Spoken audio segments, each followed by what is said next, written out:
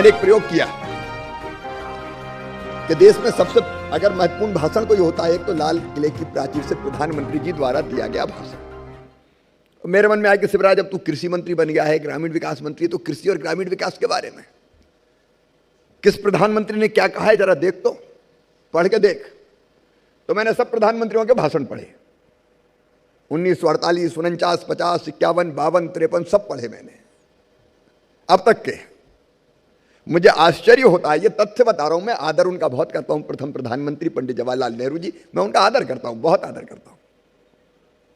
लेकिन 48 में किसान का नाम नहीं लिया, 49 में नहीं लिया, 50 में नहीं लिया, 51 में एक बार लिया, फिर 52 में नहीं लिया, 53 में नहीं लिया, अपवाद स्वरूप इक्का दुक्का बार कभी किसान जिक्र कर दिया।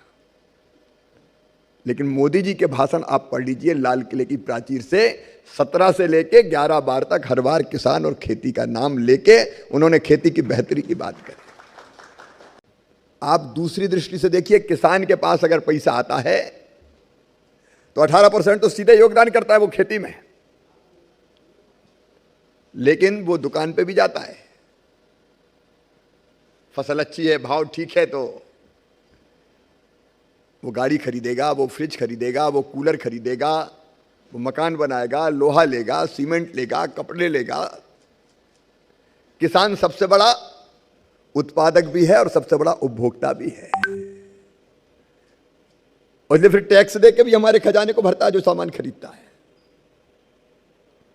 और केवल इतना ही नहीं, किसान खरीदने जाता है तो व्यापारी की दुकान चलती है, व्यापारी की दुकान चलती है तो कारखानों का माल उठता है, कारखानों में का बना माल उठता है तो पहिए और तेजी से चलते हैं, तो पूंजी का निर्माण होता है, पूंजी का निर्माण होता है तो नया निवेश होता है।